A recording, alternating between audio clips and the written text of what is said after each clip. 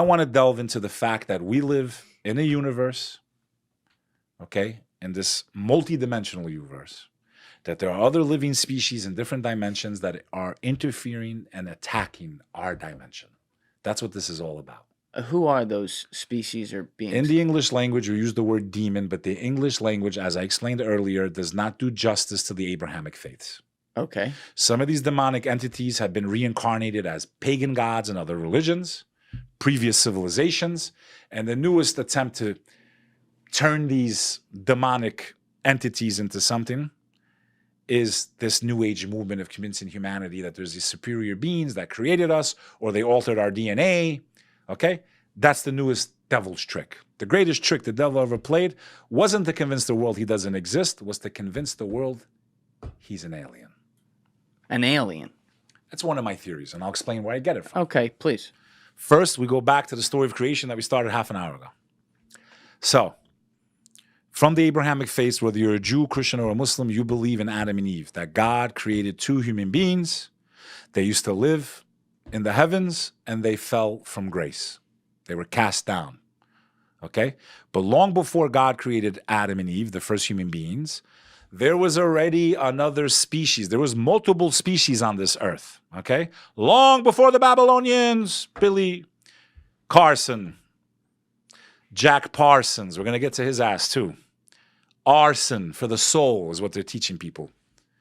Okay? Long before humanity ever existed on this earth, based on the biblical and Quranic traditions, the Torah, there were other species that God created before us. One of those species is the angels. Angels are a creation created by God that have no free will. They can only do what God commands them to do. And they are described as being created from some type of light. Okay? So maybe those orbs you mentioned earlier could be. Maybe they're seeing angelic forms. I don't know. I'm not going to sit here and try to act like I know everything.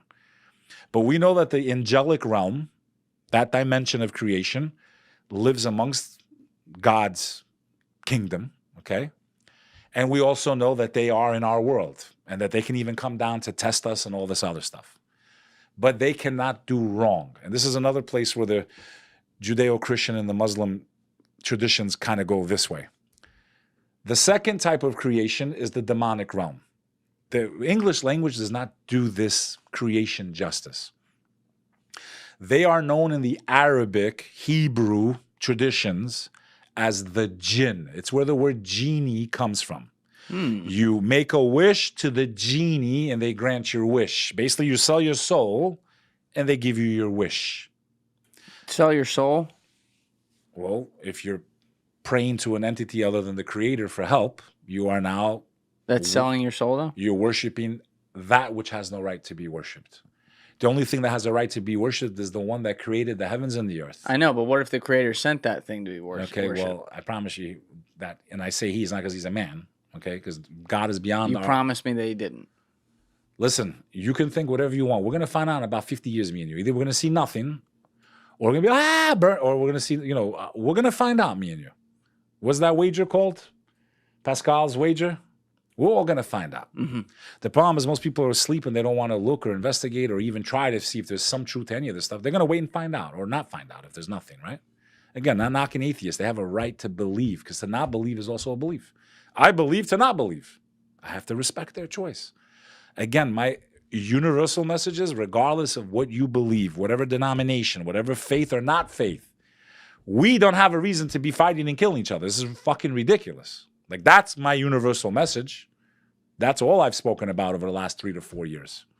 Okay? I've shown you stories where, right, Muslims save Jews and vice versa. Like, really? Like, this is what they want us to believe? Why do they only show the negative? They never show the positive. The truth of the matter is when you study Jewish people's lives under the Muslim empires, no one treated them better. That's a fact. Did we start the Inquisition? The Muslims? No, Spanish. They were torturing anyone they even thought was a Jew. Did we start World War I? The Muslim countries started World War I or European countries? European. World War II? That led to their European annihilation? European. Okay. So how? And they say Islam was spread by the sword. That's a fallacy. Guys, if you're enjoying this clip, make sure you check out my main channel, Julian Dorey, as well. The link is in the description below. That's where I post the full podcast episodes, including the one that you're watching a clip of right now. So I hope to see you over there, and please smash that subscribe button when you head there. Who Why is says that? that? Spread by, and what do they mean? Spread by the sword. By force, by killing, by chop. Well, let's look at it. Was it really Islam or Christianity that was spread by the sword? Because the Muslims ruled Spain for how many years? 500 years? Yeah, I think 500 years they every ruled religion Spain. has Today that. it's the most Catholic country in the world. What Muslim army went to Indonesia, the most densely populated Muslim country in the world? There was never an army. There was never a war. Now, you want to talk about the Persian Empire. You want to talk about when they took over Jerusalem the first time. They didn't take it by force. They negotiated. They said, you're being charged this much tax by Byzantine. We'll charge you less and you can practice your faith. When the Crusades started, that was to reconquer Jerusalem. They didn't spill blood to conquer Jerusalem the first time.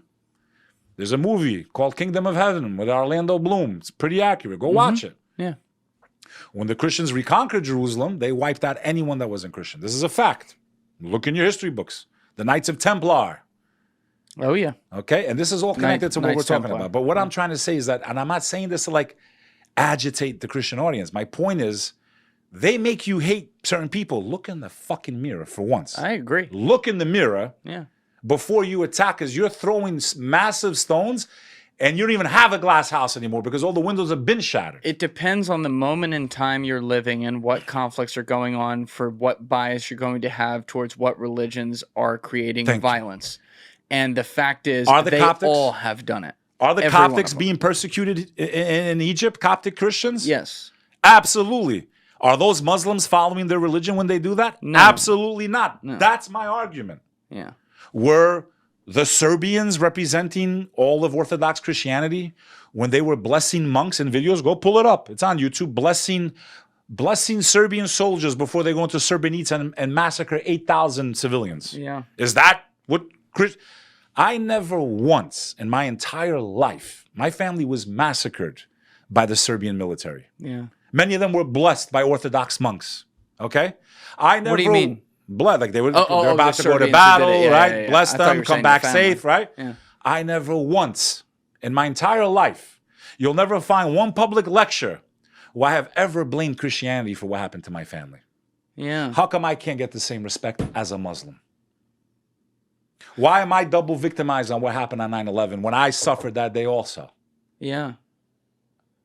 So I never once blamed Christianity because I know what Jesus Christ taught in that religion. To have mercy, to have compassion, to love your enemy, man, which is very difficult to do. To have mercy. And it's the same thing in Islam. They didn't chop the prisoners of war's heads off. The first reverts to Islam were prisoners of war. They're like, this is how you treat us? You dress us like you do? You feed us with the same food? If this is how you treat your prisoners, we want to be of your faith. Not dress them in an orange jumpsuit, put a camcorder up, and then slice their throats. Yeah.